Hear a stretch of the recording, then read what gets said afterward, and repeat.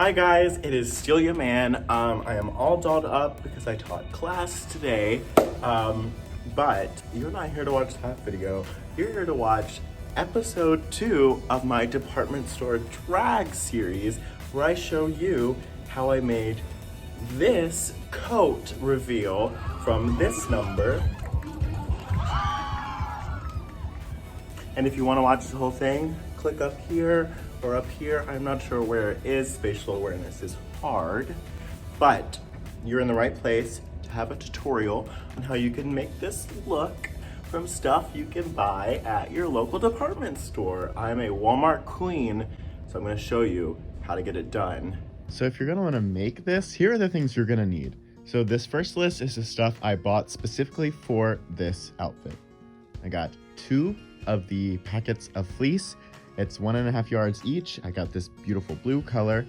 I got 2 placemats. I got a roll of this cabinet liner, and I wanted to make sure that it matched somewhat to the color of the placemats. I got a roll of yellow tulle. I got a wide white ribbon. And I bought 2 packets of snaps. Here are the items that I used that I already had on hand. A blue ribbon, a pink ribbon. I used this tub that I used to hold some air dry clay. I had some leftover yellow fabric. And lastly, I used some gems that I had on hand left over from my first department store drag video.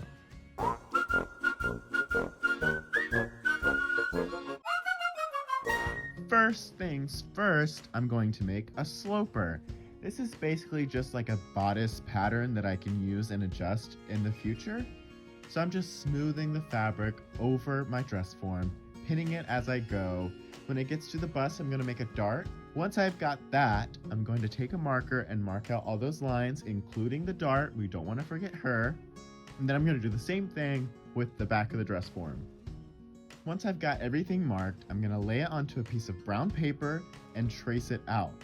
So my dress form is similar to my size, but it's not exact. So I've got a little cheat sheet that's got my drag measurements next to my dress form's measurements, so I know how to adjust them. All the while, I'm making sure that the measurements still line up with each other. So we want our side seams to be the same for the front and the back, and we want the shoulder seams to be the same for the front and the back. So I forgot to record this part, but I also draped a little flap because her dress closes over the center front. So I have this little flap, and I'm going to add it to the center front of the bodice sloper. Also, we're going to add 5/8 seam allowance anywhere where there's going to be a seam in the future. I also forgot to record myself making the pattern for the skirt pieces, but basically I took my bodice patterns, laid it out on a long piece of brown paper, and then continued the lines, making it come out in like an A shape and rounding out the bottom edge. I did this for the front, including the flap, and not including the flap, and the back. I also used a pre-existing pattern to make the sleeve sloper, so I laid it out onto my brown paper and then adjusted those lines to fit my measurements and the sloper's measurements.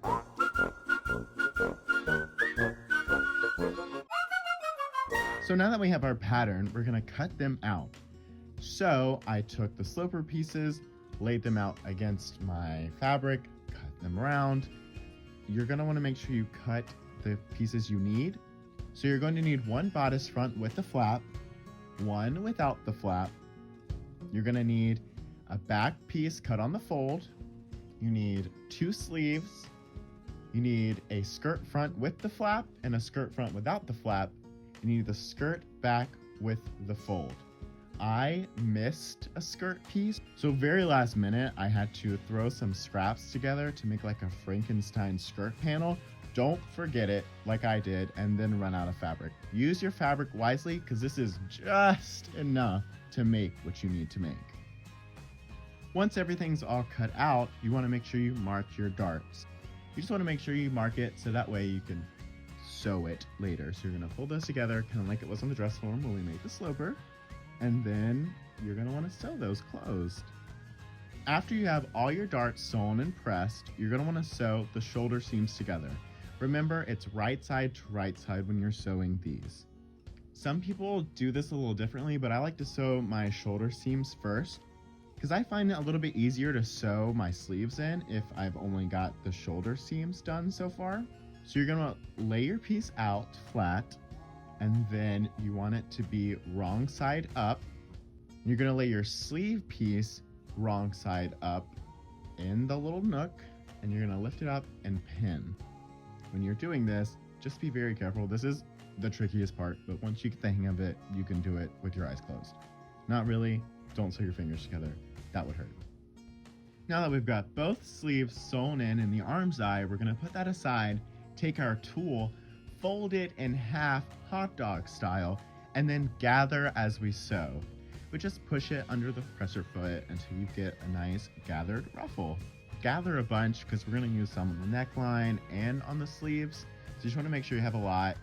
So you're gonna wanna cut a piece of this ruffle to fit the width of your wrist measurement of your sleeve. And then you're gonna pin that to the sleeve with the ruffle facing towards the shoulder.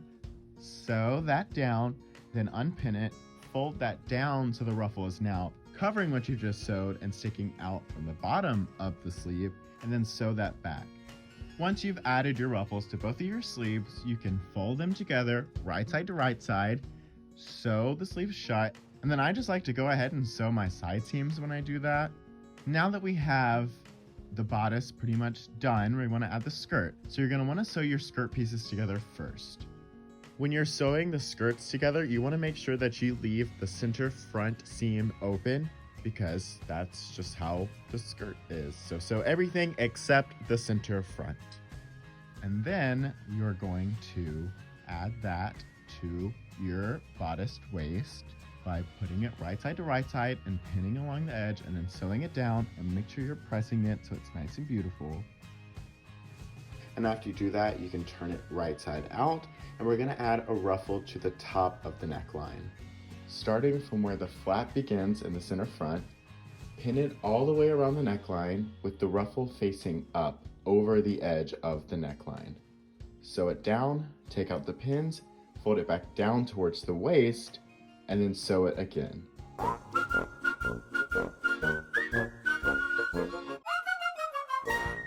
So now we're going to move on to the belt and the waistband and skirt portion of the dress.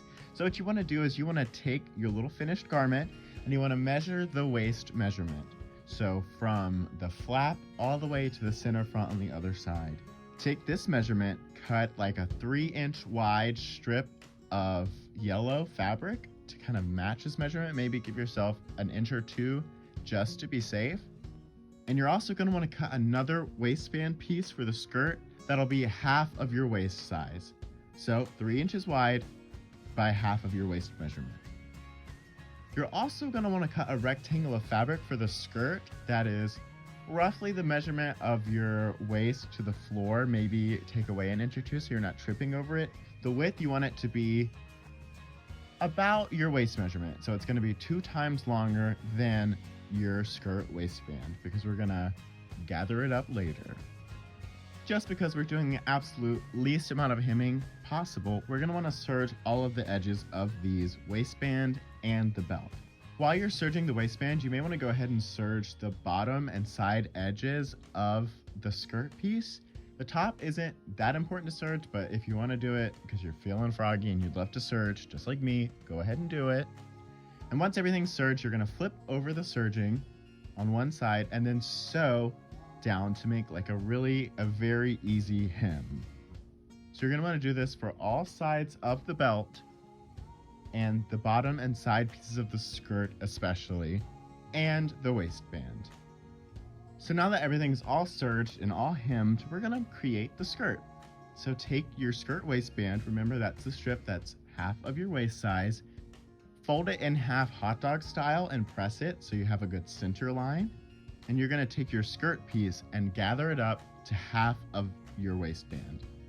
Pin it to the inside of the waistband, making sure the top of the skirt piece lines up with that center fold that we did earlier, and then sew that down. Once that's sewn down, you're going to take the waistband, fold it back over itself, closing in the skirt piece you just sewed down, and then sew along the bottom edge. Lay your jacket and your skirt piece down and overlap them just a little bit and pin the waistband to the inner waist of the jacket and tack down in a few spots down the skirt to make sure that these stay together and look like you've got a full skirt underneath and don't reveal that it's just a half skirt because you're cheap and lazy like me. Sew the waistband to the waist of the jacket and try it on and find out where the end of the skirt waistband sits against the jacket and go ahead and sew half of a snap there. Once you've done that, sew the other snap to the edge of the skirt. That way they can close and stay together.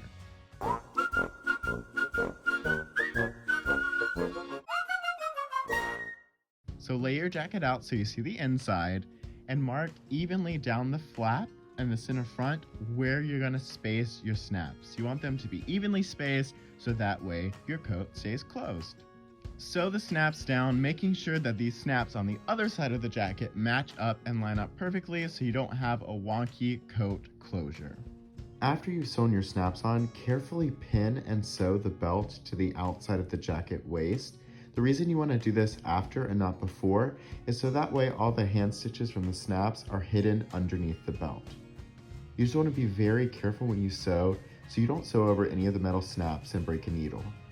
And then because these are acting as our closures, we want to pretend that we have cute closures on the outside, so I just hot glued some rhinestones down the center front of the jacket all the way to the floor, making sure they're evenly spaced just like they should be.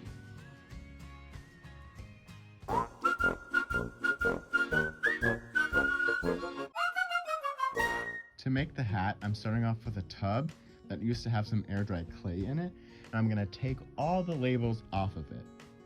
Once I've got all the labels off, I spray painted it a nice brown color with spray paint that I already had. So I traced the bottom of the bucket onto the center of my placemats and cut that out. I then covered the outside of the bucket with 2 layers of the cabinet liner. Next, I took the cleanest of the 2 centers I cut out previously and glued it to the top of the bucket. I then put a ring of glue around the bottom edge of the bucket and then slipped down one of the placemats and tried to glue that into place that way. To reinforce this and keep the brim standing, I cut a few strips of paperboard, folded them, and glued them halfway into the bucket and halfway out onto the brim. I then took the other placemat and then I sandwiched all of those strips of paperboard between it and glued it all down, make sure you press everywhere, close it all the way to the edge of the hat so it looks like one continuous piece and not 2 placemats glued together with some paperboard between them. Just for like aesthetic purposes and to kind of hide the seam, I did glue a strip of leftover blue fabric along the brim of the hat just to kind of hide it a little bit because it was a little ugly. I then glued a tulle bow to it and a flower that I found lying around the costume shop. To make my sashes, I first started out cutting my wide white ribbon in half. That way I have 2 equal parts. And then I glued the blue and pink ribbon to the edges of them. And you're gonna wanna do this for both of them. So go ahead and knock them out while you're doing it so you don't have to come back and do the same step over again.